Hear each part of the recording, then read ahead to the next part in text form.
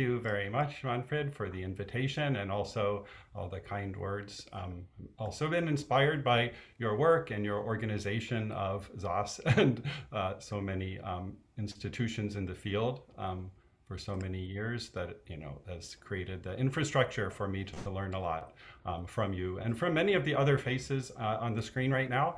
So it makes it a little even more exciting and intimidating than anticipated. And I want to thank Magda for agreeing to commentate. And yes, we have very different theories of imperatives, but we have always had a extremely productive, warm relationship, I think, through that, which has made the disagreements about content more productive, educational. So that's the way it is. Manfred wasn't setting up that there's going to be some kind of nasty fight today. There's not going to be. All right, so I should share the whole screen here.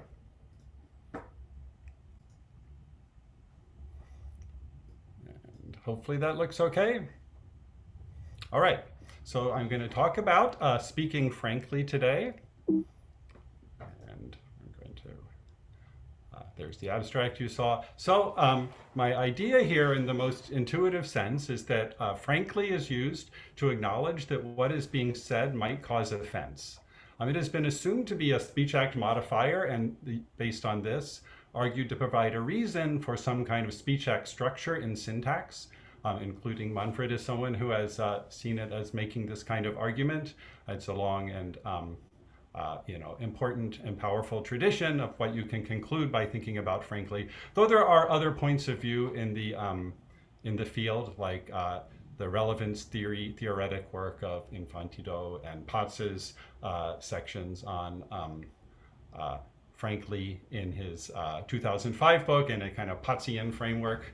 But I don't think it does that. I don't think it actually provides a reason to assume a speech act structure and syntax. I hope I don't cause offense when I say that in this setting.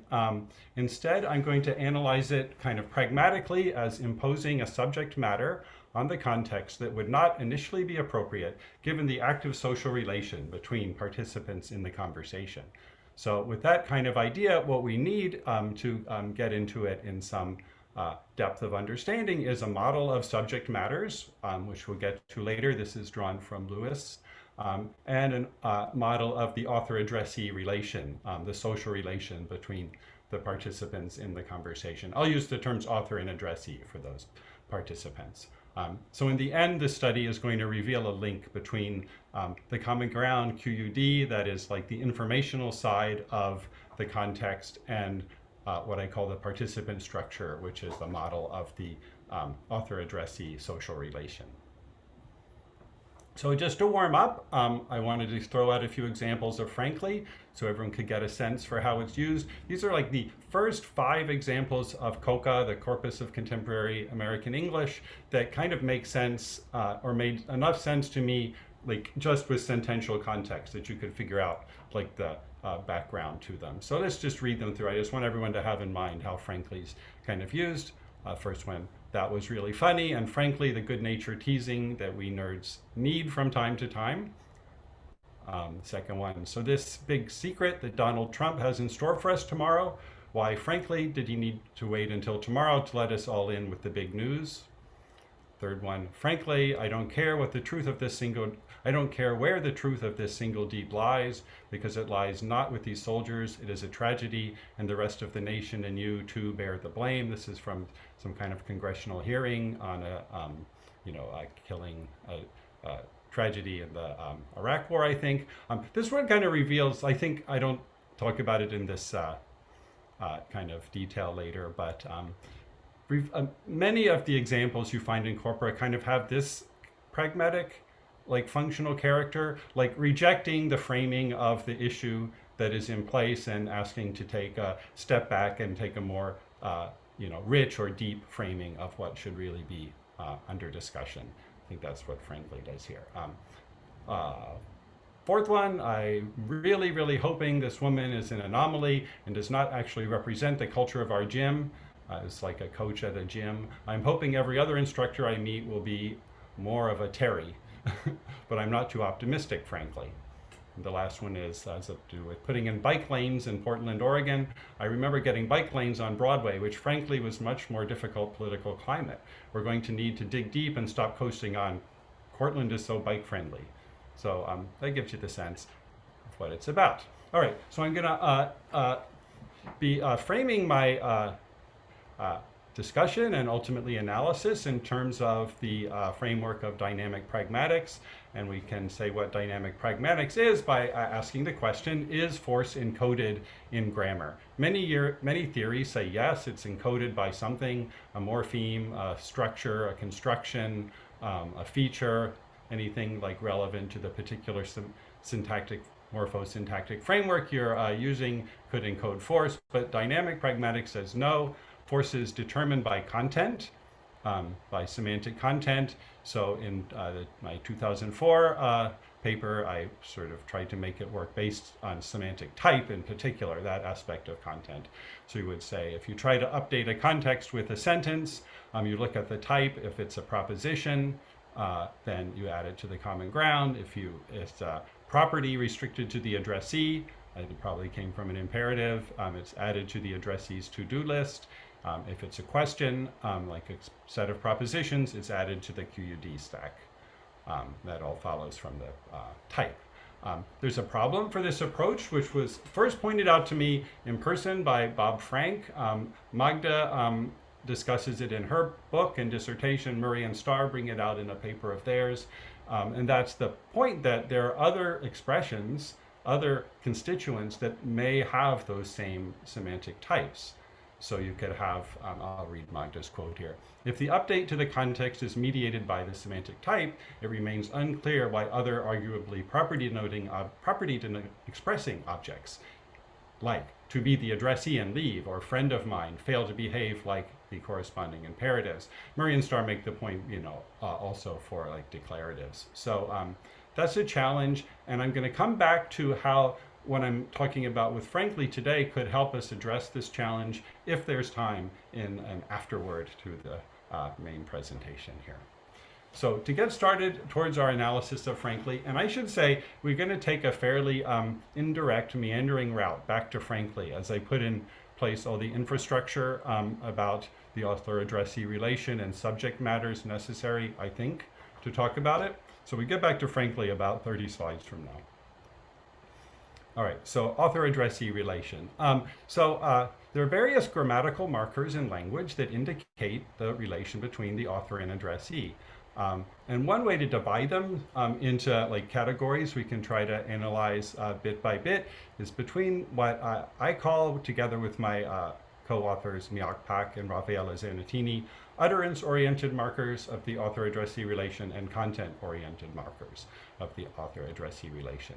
Utterance-oriented markers are ones that indicate that relation regardless of whether the author or the addressee is a participant in any of the events described in the sentence.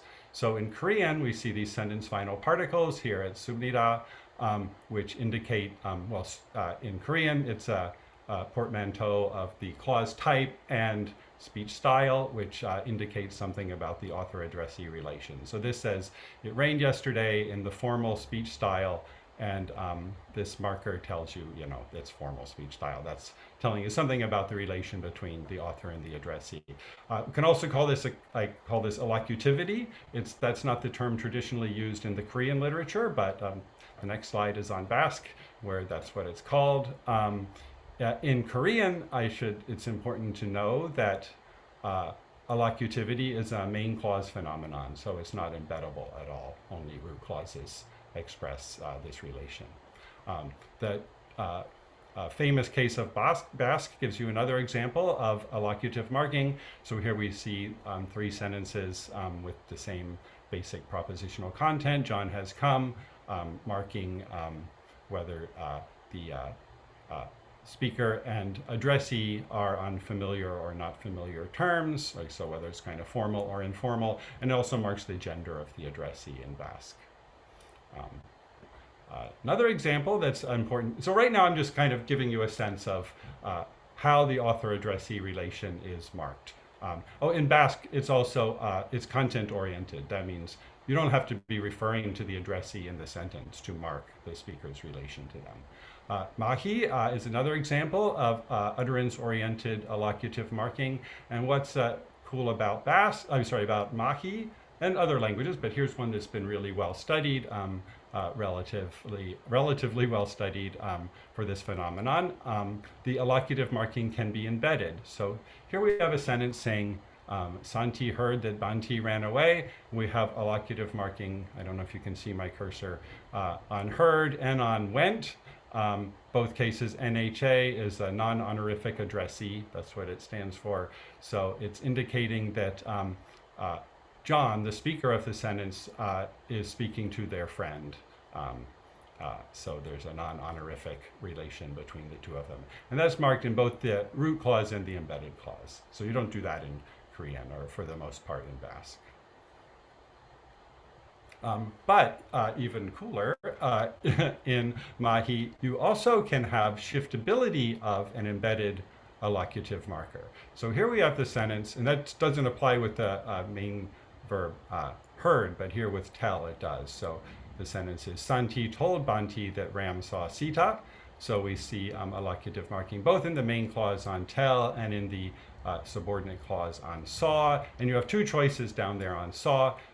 So let's say this is spoken by John to a teacher. You could have high honorific marking in both the root and the embedded clause, indicating the relation between John, the author, and the teacher, John's addressee.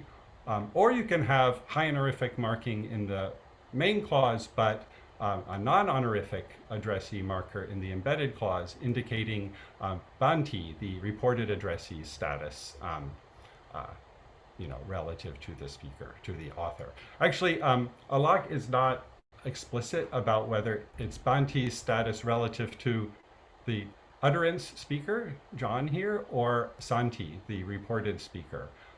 The analysis implies it should be Santi, and I think that's correct, but it's unfortunate that Deepak Alak didn't make that explicit. It's a syntax dissertation, so it wasn't that relevant maybe for him.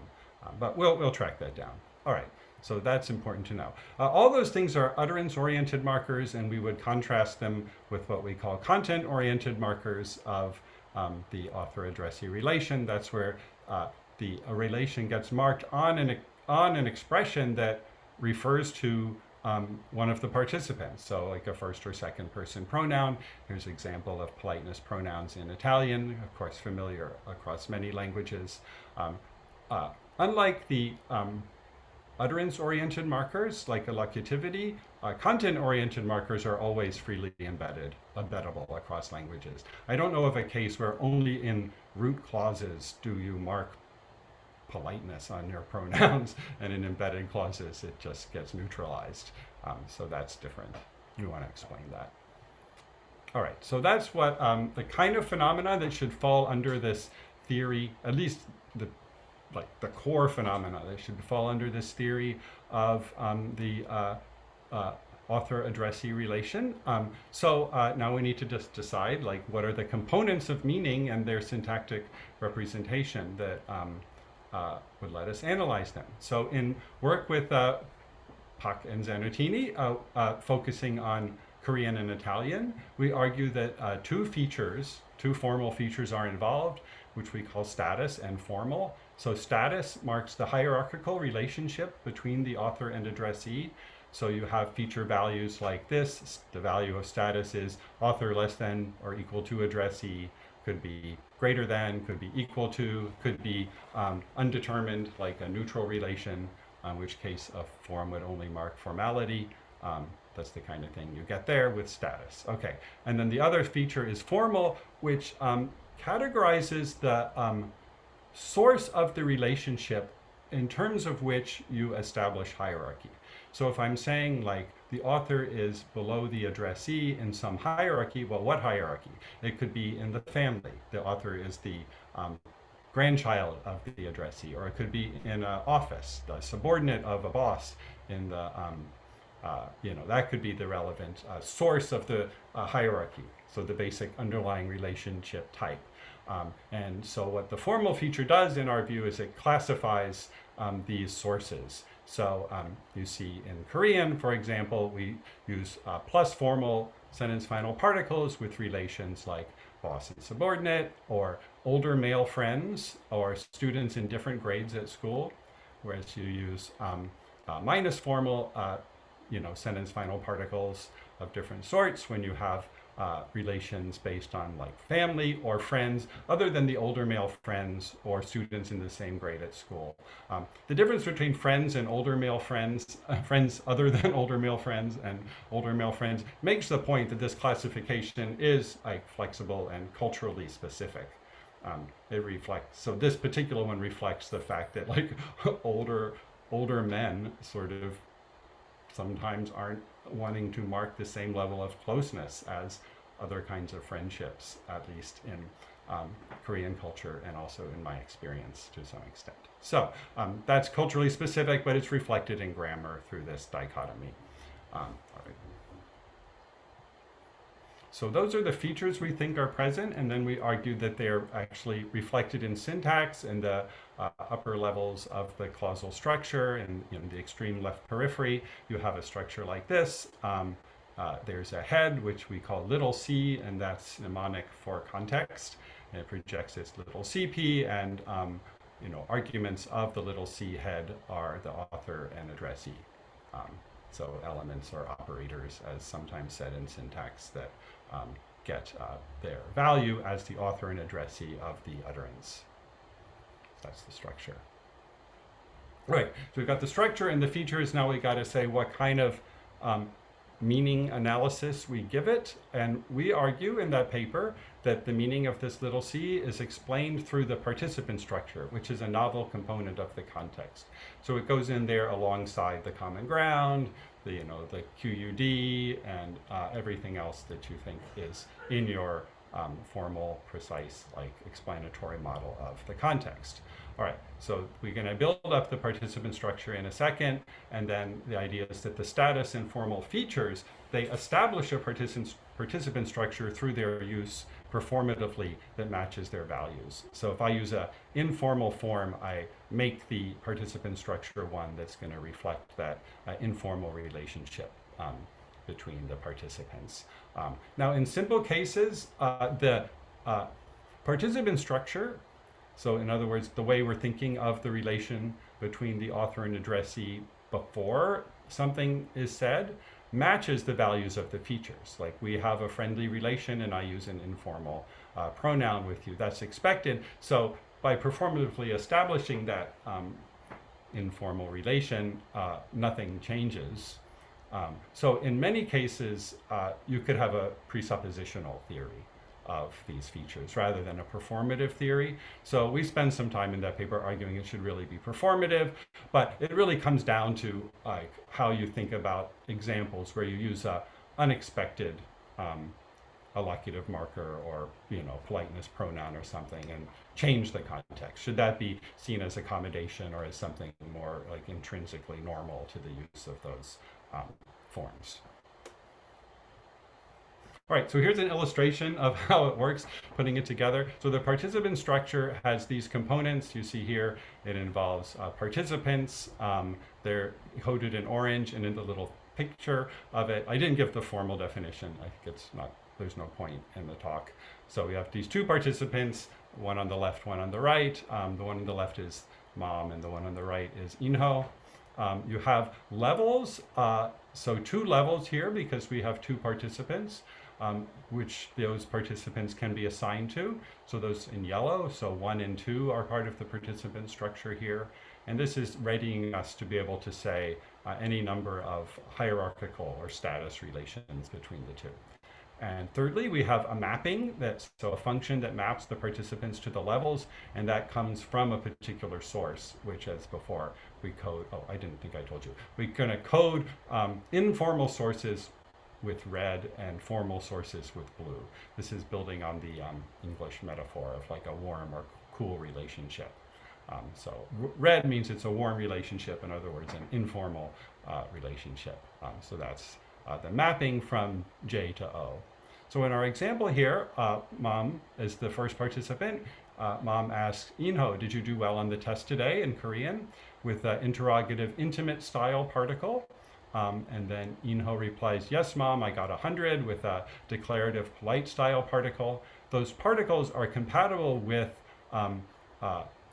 informal social relations. So we've got the warm arrows, the red arrows, and hierarchical relationship that places the first participant either equal to or above the second participant in the hierarchy. So that's what the like multiple mapping of Mom on the left to 1 and 2 and of Inho on the right to 2 models. That's the participant structure. All right, so within the participant structure, remember, ultimately we want to talk about like the social relation is involved in the analysis of frankly. So I just want to highlight within the participant structure, it's the source of H that red arrows or blue arrows that represent the particular type of social relation, like friends or older male friends or boss subordinate, etc. Now, of course, 2 individuals can be involved in different multiple social relations, and those could differ in formality and hierarchy. And only one is marked at a given point in time. So the idea is that allocutive marking, like these sentence final particles in Korean, indicate the currently active one. And what is it to be active? I think I skipped that. We can have a little discussion of that if you want. Clocks on the slides mean you're running late, you skip it. Okay, so only one is active at a given point in time.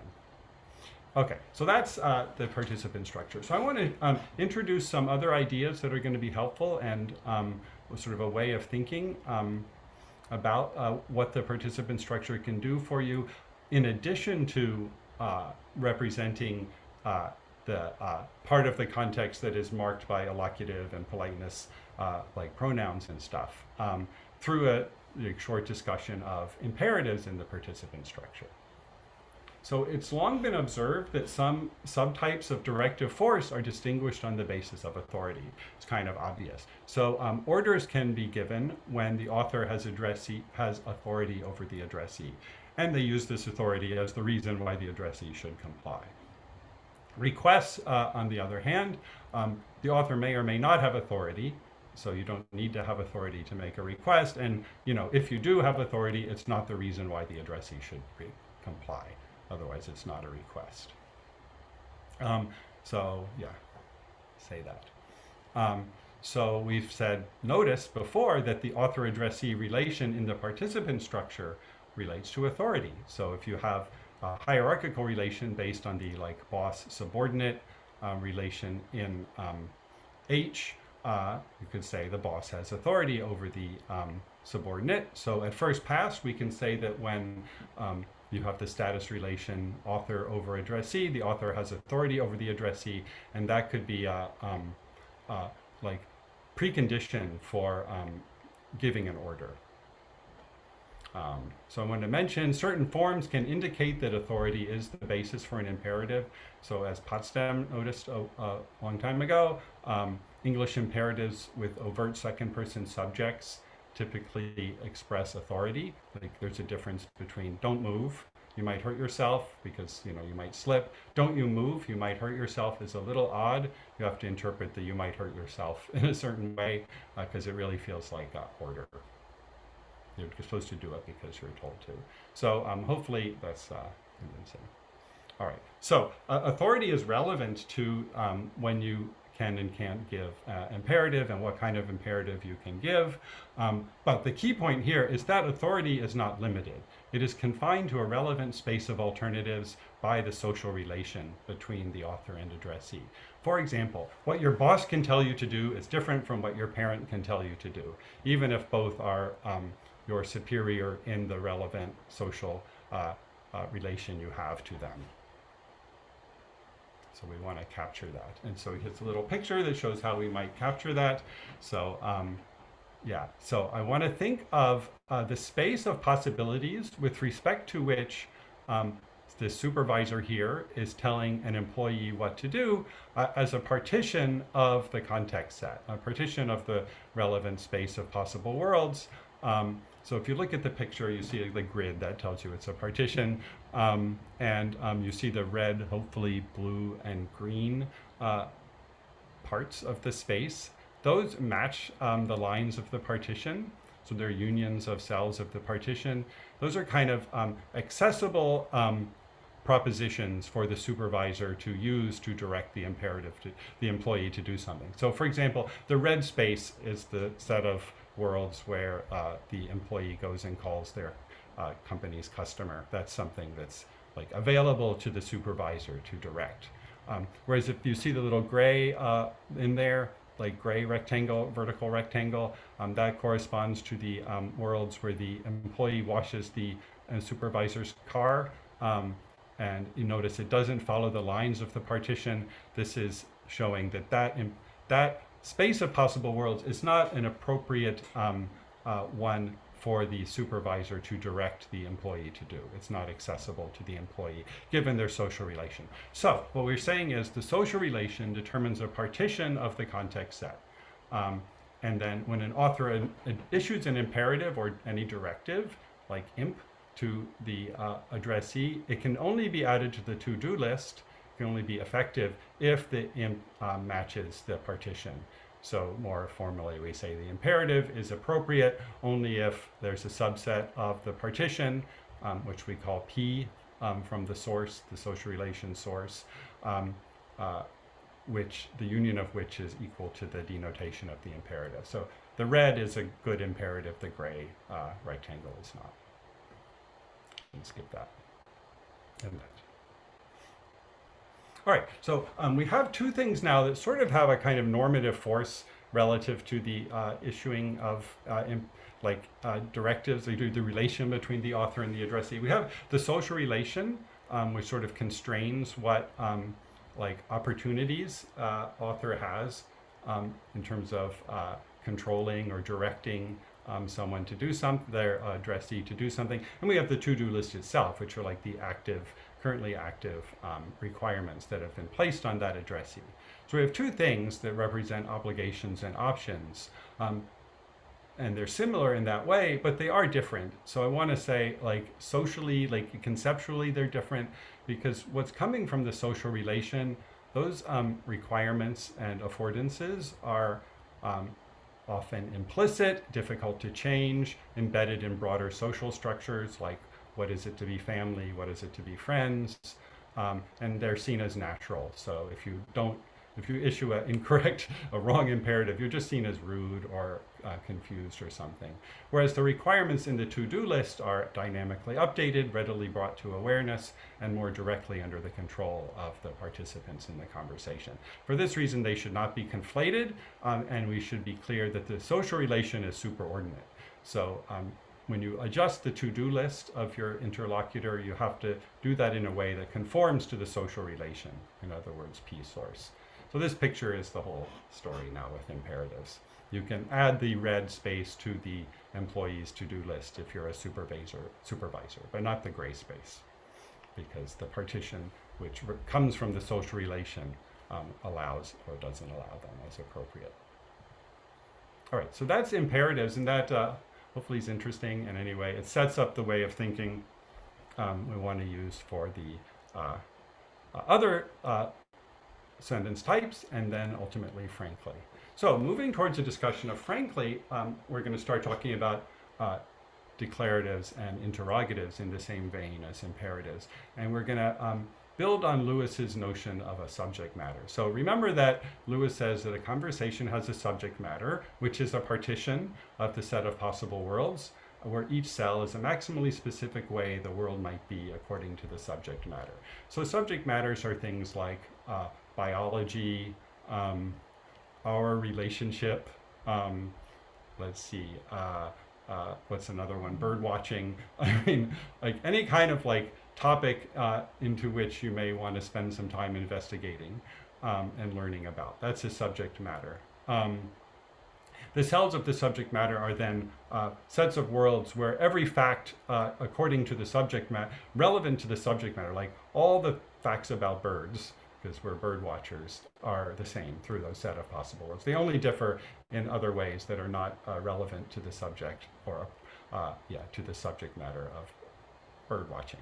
So Lewis gives the definition: a proposition P is about a subject matter if and only each cell of the subject matter either implies or contradicts P. This concept of a proposition being about a subject matter is important. Basically, a proposition is about a subject matter if it follows the lines of the partition within the set of possible worlds. So this is reminiscent directly of what we said with imperatives above. All right, now we talk about how the QUD fits in modern theories of context that have a QUD or something of that, import.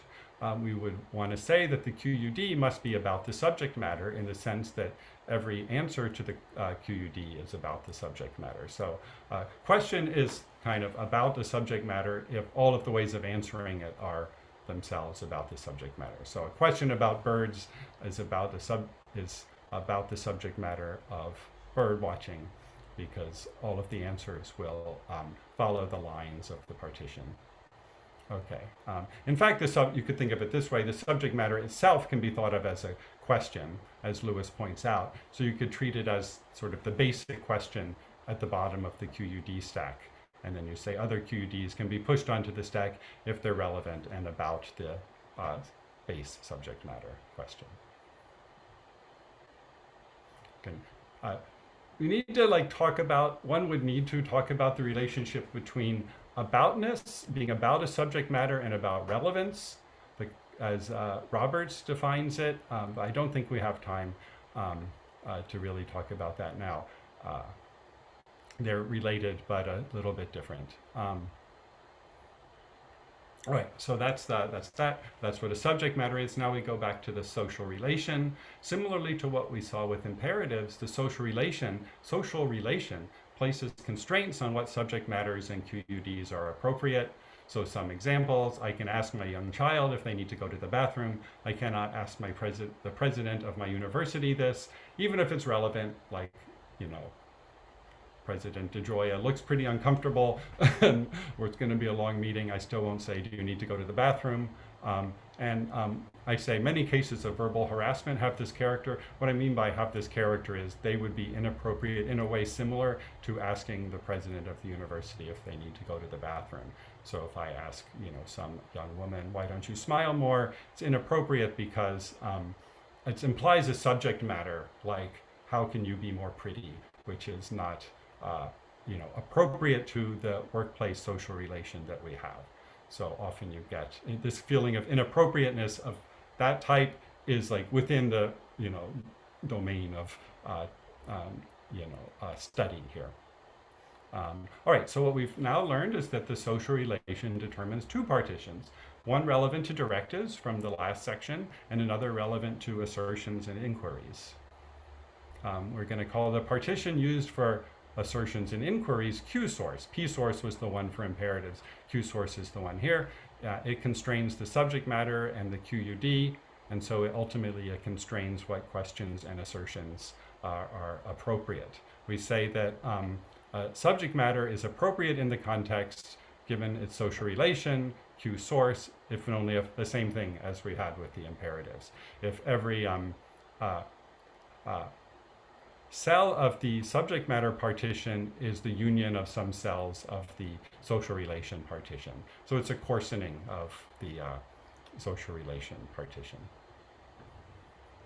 So ultimately, an assertion or an inquiry can be classified as either appropriate or inappropriate, and that's in terms of its relation to Q source, which is the social relation, and as relevant or irrelevant. That is, whether it just provides helpful information for answering the QUD or addressing the subject matter, learning more about the subject matter.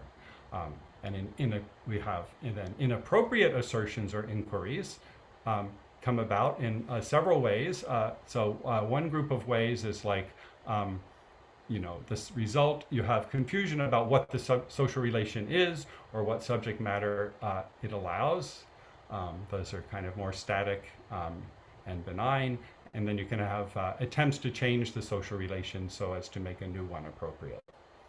So here are some examples. An example of confusion about what social relation is active, sort of like I have a coworker / friend, and we leave the office on our way to a bar, and I ask a serious work question that can be a bit painful to talk about. They say, oh, we don't worry about those things outside the office. So they're telling me, you think we're still in the work relation, but actually we're in the friend relation now. Let's don't talk about that. That'd be like the idea.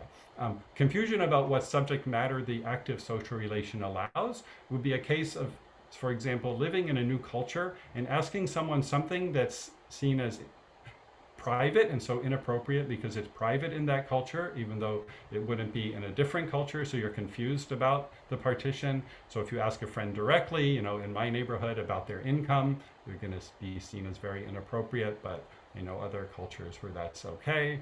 That's that.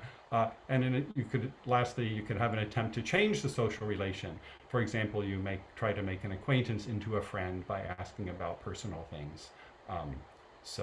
You know, you've been, sort of friendly acquaintances for a while, and then you just you can like indicate that you want to be more in an informal friend relation with someone by asking them like about their, you know, relationship or about their children or something that's clearly in a new domain. So it's a new subject matter that would imply a new social relation.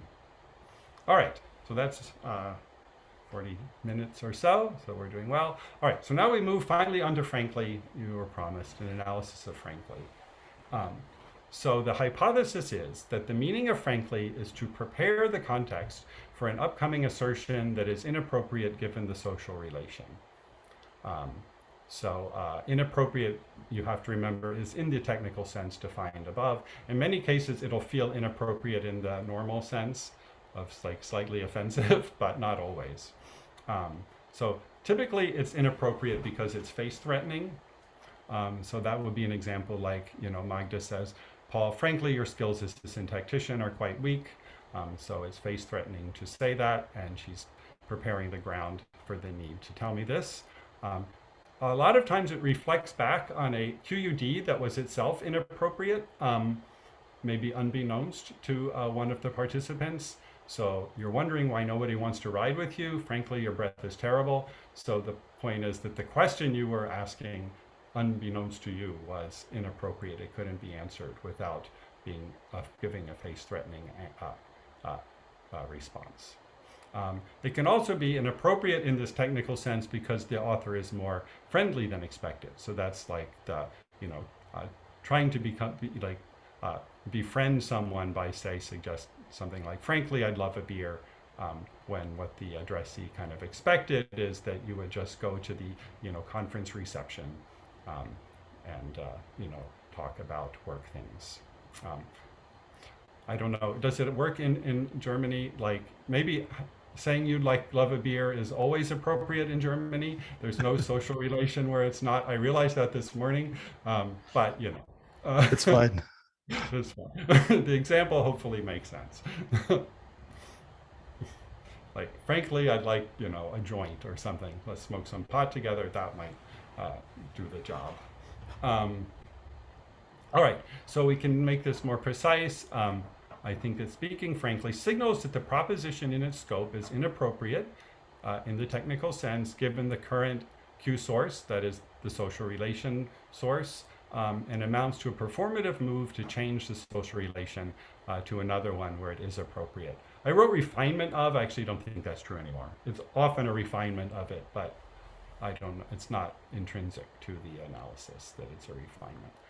So frank P presupposes that P is not about Q source, so asserting P is not appropriate in that way. And then frank P activates a new social relation, call it source 2, where source 1 tilde P source 2. Source 2 is like source 1, except now P is about source 2, so the thing being asserted or the proposition being expressed is appropriate, and this source 2 should be a natural social relation of some sort. otherwise as similar as possible to Q. So the new social relation is one where P is appropriate. We can infer that there's a QUD and ultimately a subject matter that are appropriate under the new social relation as well.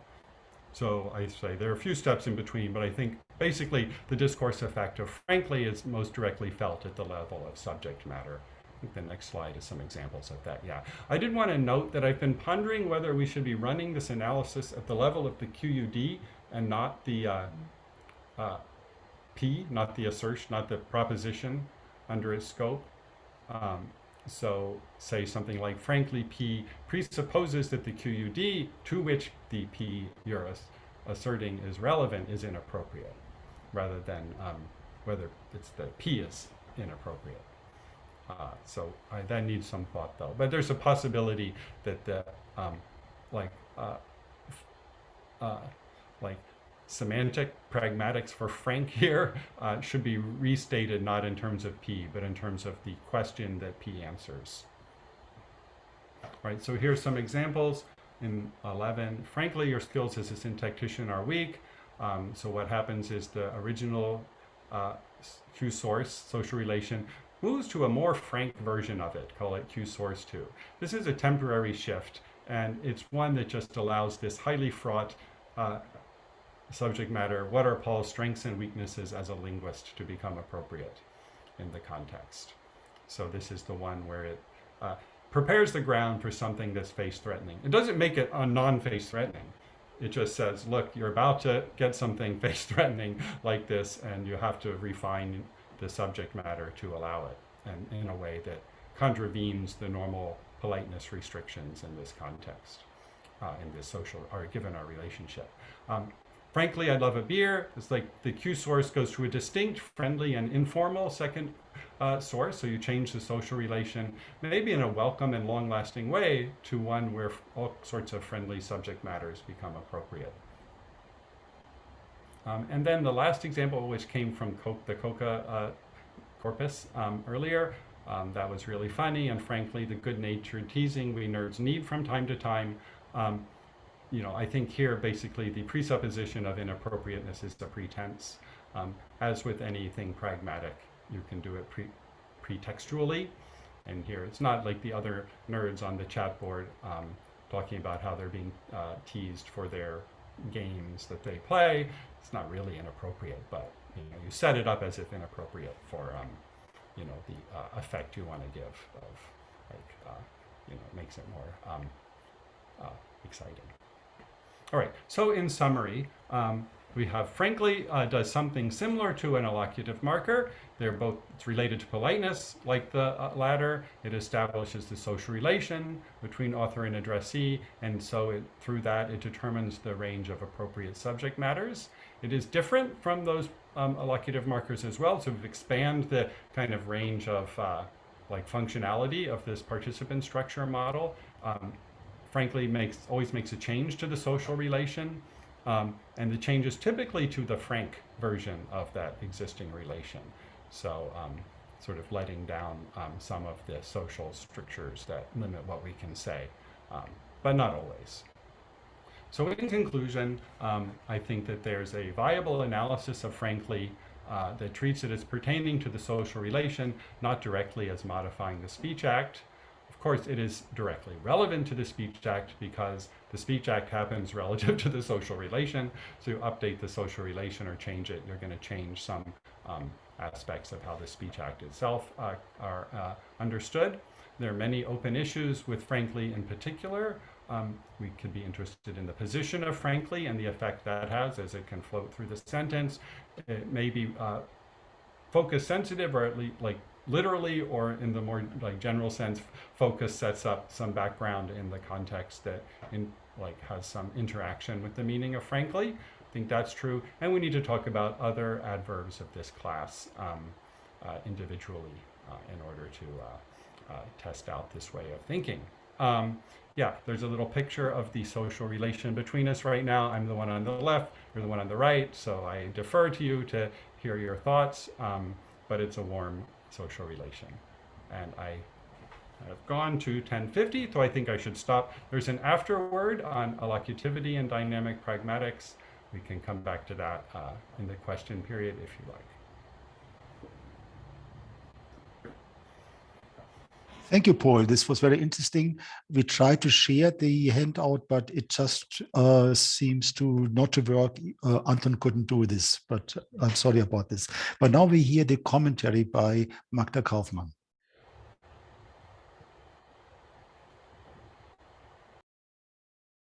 Okay, thank you. I'm trying to also share my screen. If that's what's happening, you're seeing the wrong thing right now. 1 second. Okay.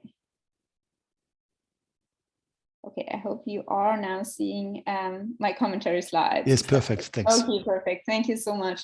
Well, thanks, Paul, for this wonderful talk. I think this is extremely interesting material, very thought-inspiring. I have to say that part of my thoughts is inspired by the afterword, so we will see how we deal with that, I guess. And many thanks also to Manfred for inviting me to comment on this, and especially to give me and Paul a chance to exchange ideas on, I would say, the aspect that our theories really share, because we both want this dynamic pragmatic account. So I think it's a wonderful opportunity. So with that, frankly, this was great. And I have 2 points for discussion. So the first one is the one that fully appeared in the talk, I hope, and has to do with the technicality of frankly, which we take here to mark inappropriateness according to the salient social relation and to trigger adjustment. And I have 2 points here: the wrong answer and what this means for directive inappropriateness. The second point is the one that really relates to this dynamic pragmatic speech act level and how social relations might help to remove overgeneration. And for that, I would like to look a little bit at minor clause types. But I'm wondering, should we ask Paul to before share the afterword? I don't know what makes more sense, or if he trusts me to summarize the idea. We'll see. I'll do the first and then we can decide. So frankly and inappropriateness.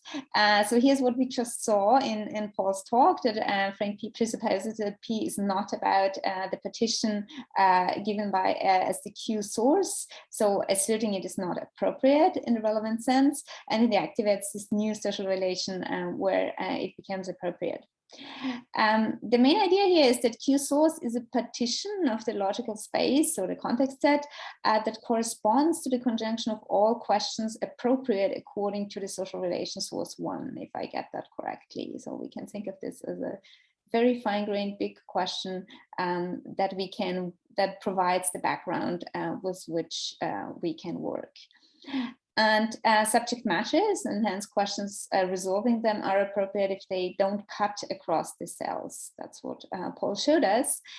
And the interesting thing is, one thing that occurred to me when I was staring at the slides long enough, and with a bit of discussion from Paul about how exactly this idea is meant and how it relates to questions, I noticed that this is a familiar thing, actually, and it's a completely novel application. So we do know this coarsening of the logical space from the literature on awareness, actually. And I think it's fascinating to use it for inappropriateness. And one of the things I thought it should predict is that if we have an intuitively source appropriate questions, a semantic answer to it should be source appropriate. And it seems to me that sometimes frankly marks a wrong answer to an intuitively appropriate question. And I hesitate to say that it's the question itself is inappropriate. I might be misguided relying a little bit on German offen gestanden, which I don't use a lot, and I'm not sure I ever use frankly in English all that much. But so here are a couple of ideas. So 2 and 3 are my inventions, and 4 is a real one. So English native speakers will have to see if this makes any sense. So if A, about the dinner they served B, go, how is it? It seems like a completely appropriate question. And if B says, frankly, it's pretty awful, I wonder if B says it was wrong to ask this in general, or if it is just that this one particular answer, which is semantically given, turns out to be inappropriate. And can we somehow generalize this to say then, well, then the QUD is indeed inappropriate? And that also goes for Paul's example, how am I as a syntactician? Frankly, your skills as a syntactician are quite weak. Had I been able to say like, you're great, everything would have been fine. And maybe everything above a certain threshold would have been totally fine. And just because I go for the semantic bottom answer, it's really bad. And I wonder how that works with the partition. This is one I found. You don't give a damn about my feelings, do you? And the other person goes, quite frankly, I don't. So I guess like any sort of objection to the do you would have been good, but quite frankly, I don't, it's not. So I'm just wondering how this might work. That's the wrong answer. The other thing is that I was just wondering, like all these imperatives, how does frankly relate to directive inappropriateness? We've seen it change the source for what's a permissible subject matter, so for the question answer appropriateness, but it seems that it can also change directive appropriateness. So I found these two things on the internet. Frankly, stay away from Frank Motel. Okay, and then here's another Trump quote. So this is got a CEO of a camping world company in trouble because they were rather saying that Trump supporters should stay away. And this is clearly the kind of offensiveness that Paul had in a way. So he goes, there's no doubt that there's probably not many customers in this country today that are in favor of what has been said in the last couple of days. And if they are, quite frankly, don't shop at my business. So this is a little tricky because this is pending antecedent here, but that's apparently the move he's intending to make. Quite frankly, don't shop at my business for this restricted group of people. And it does seem that we should be able to analyze these as directives that overstep social boundaries. So I would be curious to see if Paul agrees with that. So that's the part of the comment that was in the talk. So shall I just proceed and talk a little bit about dynamic pragmatics, or shall we proceed differently?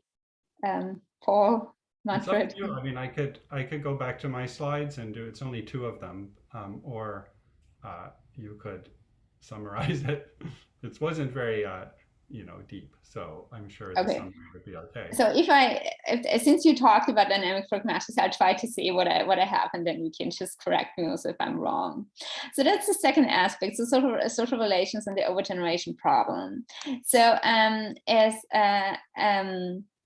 this idea of, just to summarize again, dynamic pragmatics, we want a Stalnakerian view that sentences have static, that is non-dynamic semantic content, such as, for instance, a proposition, which is then used to define a context change potential.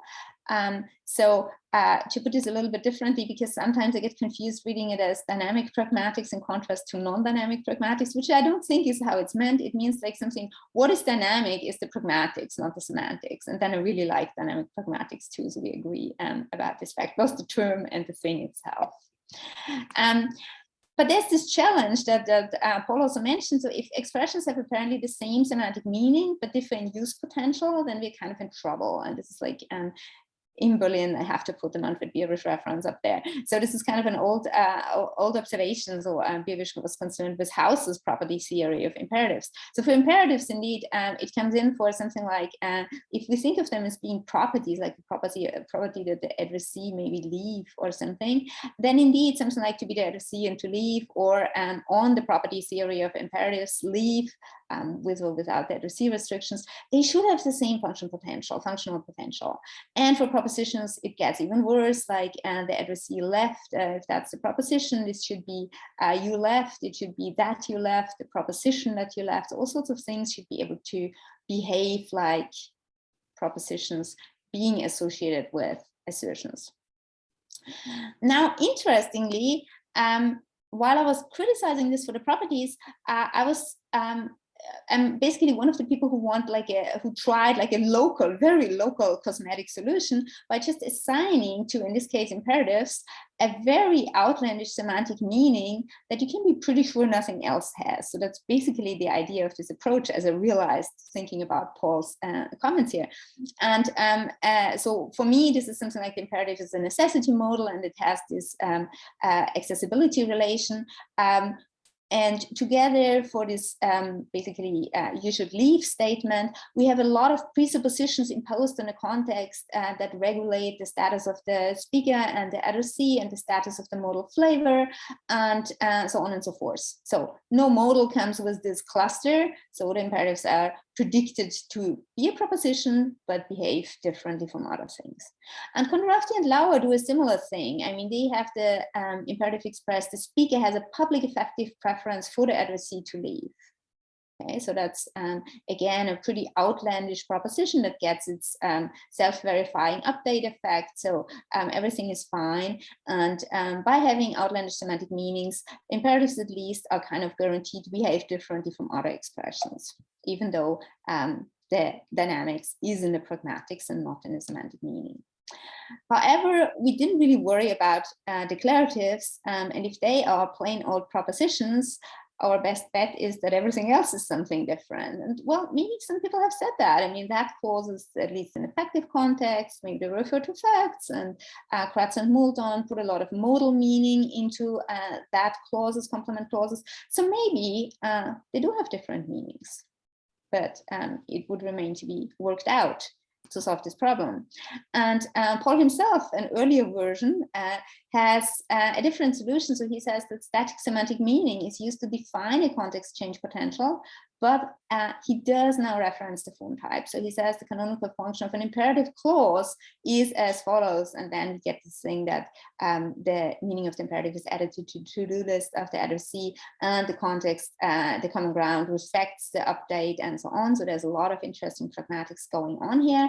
That's triggered, however, we do list the fact that it has to be an imperative clause. And that kind of is a little bit against the spirit of dynamic pragmatics. In fact, I thought that you could take this as update functions on very, very complicated contextual representations that have to-do lists that get updated and so on. So in that sense, what he proposes here today, now didn't get to say, so let me say that I'm really excited about this, which is like looking around here why he started out with dynamic pragmatics, is that static semantic meanings can be used to define a context change potential actually only if they encode a social relation, which is represented in the CP. So if I misrepresent you at any point, please jump at me right away or afterwards. So I think this is very fascinating because it means that we get a little bit of this idea of outlandish static meanings. So in this case, information about the author-addressee relation that is encoded and restricts what things even get force. Okay, so the good thing is here now we have no reference to the form type anymore. So we don't talk about imperatives or anything to get associated with a particular force. We can take the property type of the imperative, like Paul had it in the old SALT paper from 2004, and say, because that's a property that comes with the social relation information, it gets to update a to-do list. So it gets to have a dynamic effect, which for the property is updating the to-do list. So basically we have the same kind of outlandishness that marks force-capable expressions together with their regular different semantic meaning. We can get differences in force assignment. So I think that's a very, very neat and promising idea. It promises a general solution for the problem of dynamic pragmatics instead of these outlandish meanings that may fix it for imperatives and may fix it for something else. Okay.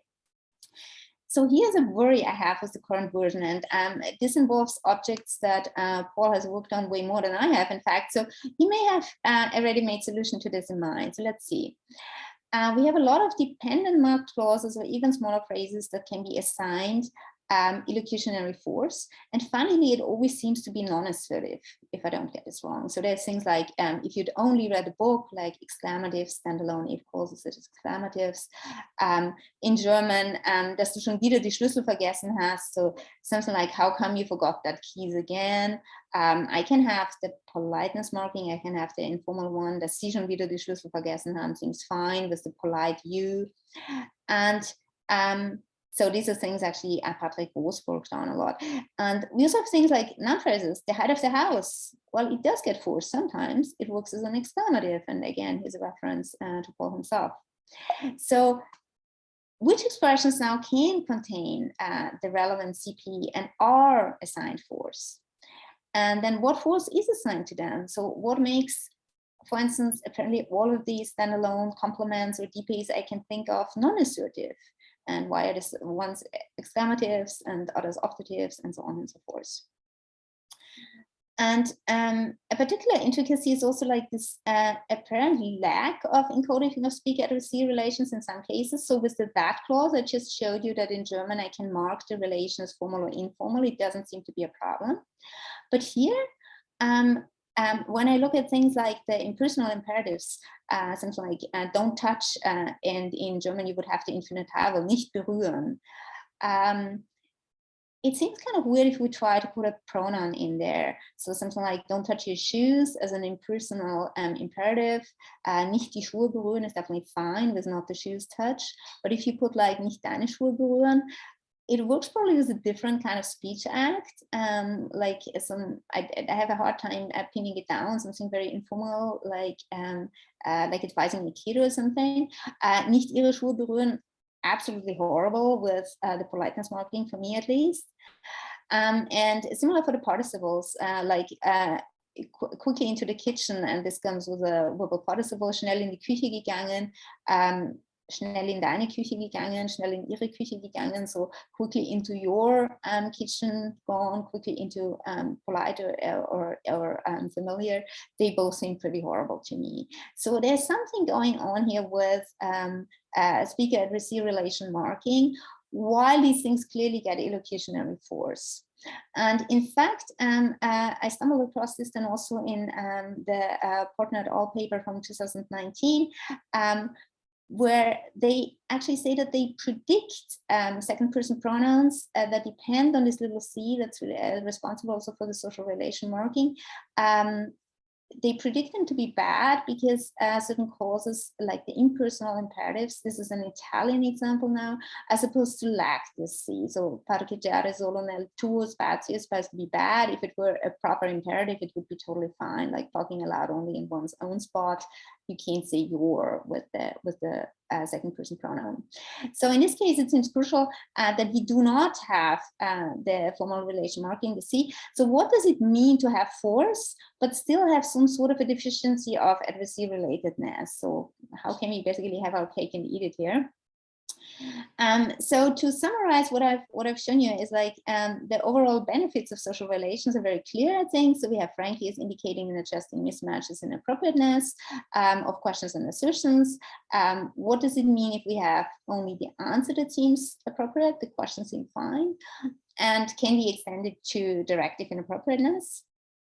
And the second part here is, while it seems like super promising for a general solution against this overgeneration problem of dynamic pragmatics, I'm wondering about the fine-grained details with the minor clause types. So which objects, which expressions should obtain, should have CPs and should get illocutionary forces, which ones shouldn't. And then we still have to give them the right static meaning so that, for instance, I don't know, the DPs become exclamatives and the standalone that clauses became exclamatives, but the if clause becomes an optative and things like that. So I would be very interested in this, and I'm handing over back to Paul.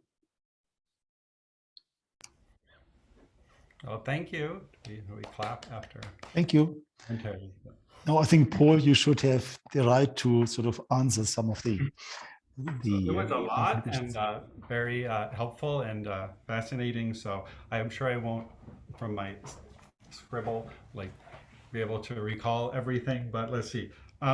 So on the wrong answer part, like that was frankly, it's pretty awful, or the syntax, your skills as a syntactician are quite weak, kind of example. Yeah. So I think that we need to understand the QUD as somehow being coerced into matching the social relation when there's like this kind of lack of like I didn't understand that you might like attack my skills as a syntactician, or say I don't really care for you or something.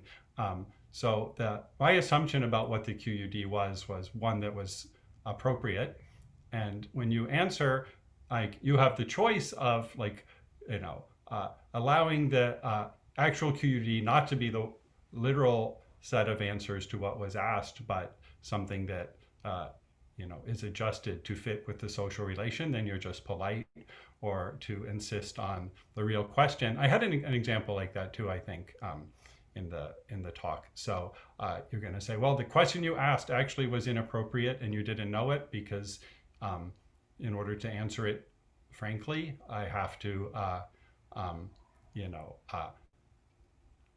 reply with an assertion which would not be appropriate. So I think this fits in. I think it fits in. So once we understand, or what it will fit in once we better understand how we go from what is sort of what is literally asked to what the different interlocutors may think the question under discussion is, and how that tension is resolved. So there's some kind of difficult pragmatics in there, but that's kind of how I see it. I hope that was sort of clear. So question, go ahead. Just to clarify, so you would be saying like basically the question has a slightly different meaning before, so it only had like suitably positive answers? Well, the person who asked the question, who's about to get shocked with bad news, thought it was. So they thought that was the question. The only possible answers, are appropriate ones. That's why they asked the question. Then the interlocutor, the addressee, knows that those are actually, the true answer is not among the set of answers which were understood by this author. So they have a choice whether to, understand the question sort of insincerely on their part, but so as to match what the author thought they were asking and which fits the social relation, or to insist on the question as they understand it, what the partition that could answer the question as they understand it to be, in which case they can use frankly to signal that this is about to happen. Wouldn't that mean that the context set has changed, because the worlds where you are not a good enough syntactician for me to give an appropriate answer, they may not even be in the context set else, because otherwise they would have to be in one of the cells and you don't want them in any of the cells, right? So is it not so much like a change of the partition, but actually like a broadening of the context set maybe? Yeah, that's a good point. Yeah, that is also, you have to broaden the context set. So that's like, and something I skipped in the imperatives part is there's a kind of sphere of permissibility aspect to the social relation. I think that's true here too. That makes sense. Yeah, good point. So about the directive inappropriateness, like frankly, stay away from the Frank Motel. Yeah, I think those are great examples. I would like to now have the time in the next few months to try to extend this idea to imperatives, and need to find out more about what kind of uses there really are with frankly and other adverbs, honestly, and so forth in the imperative sentences. But it did seem like it would work from the examples you gave, so thank you very much. Then there's the big bunch of comments about dynamic pragmatics, and you did summarize my goal exactly right. So the thinking is that we can go back to a kind of pure dynamic pragmatics by seeing that those clauses that we want to assign sentential force to, at least in the canonical, the mainstream way, which is like based on their type, have this social relation marking in them. So the little CP, or whatever's the right analysis of those status and formal features turns out to be. So that is my goal. So I think there's something deeper here. I mean, I think like assertions, asking questions, issuing directives to a they involve some kind of social nexus between the participants in order for them to work. So you have to establish a relation of attention in order to be able to assert something. That's what makes someone an interlocutor. I could say, maybe the way to put it is the very nature of being interlocutors involves some sort of social relation. Normally you're not, two people dropped, without knowing anything about each other into, I don't know, a metaverse kind of space, but rather you have some real social relations to draw on to understand, what the interlocutor relation amounts to in this case, and that's essential for a speech act to happen. So that's like the trigger for then look at the type and try to determine the sentential force. So that's all good. That's exactly what I want to happen. I'm glad you're on board with it, at least as a productive direction. So about the minor clause types and such, I have a few things to say. So yeah, I mean, the type-based analysis, that I gave back in the early 2000s was really, part of it was designed to explain what are the major clause types and how did they get their force. Because we also want to explain kind of typological facts about what are the clause types you find in languages. They all have, declaratives, they all have interrogatives, they probably all have imperatives, though there are border cases. So I would like for the way that force is assigned to those to be somehow more simple and more like just grounded in the essentials of, pragmatics, the essentials of communication. So I think it's okay that their force is understood through find the interlocutor nexus that can connect you, and then look at the type, look at the content, and get the meaning. That would be the idea. Then, of course, we do have to explain all the others. So I have minor comments about that, like, for example, the height of the house. I mean, maybe it is a clause. You can't just have the height and use it like that. So maybe there's more structure in some of these. That's possible. I think the most interesting one is the one you ended with, the impersonal imperatives. And actually, as you noticed with my colleagues, we did talk about this a little bit in the 2019 paper. We continue to work on it, actually. We have a manuscript, trying to get published right now about this, a kind of descriptive manuscript, like a squib about it. So, so the impersonal imperatives, those are things like, no smoking, or, park, in one's own space, that kind of thing. And we really do think they lack little c. They lack any marking of the author-addressee relation, and that's reflected in the absence of pronouns, as you observed in German and we had observed in Italian and Korean. So then the question is, how is force assigned? So, I mean, I can just tell you what I've speculated. I have nothing, that I would really commit to on this, but I do wonder whether we need a kind of another facet to our context model, which are like the impersonal truths and the impersonal requirements, something like that. So we've got our understanding in the context of like what is I'm committed to do, that's my to-do list, and then something that is what is this situation, or what does society require? We're talking about these impersonal imperatives. Not there are the equivalent impersonal declaratives, which are also interesting.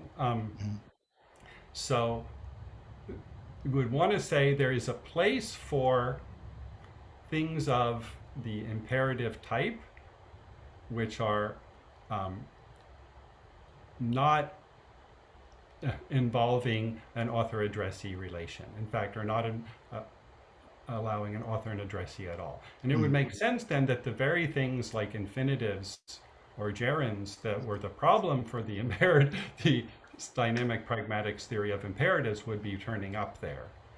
But it's not as if it's like totally free, and everything that looks like it could be a property can be used that way. So there's a long way to go to cash that out.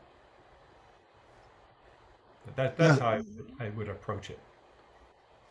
Yeah, thank you for your comments. I switch off now. Thank you for both the talk and the commentary. And I open now the floor. And as I promised, I stop recording.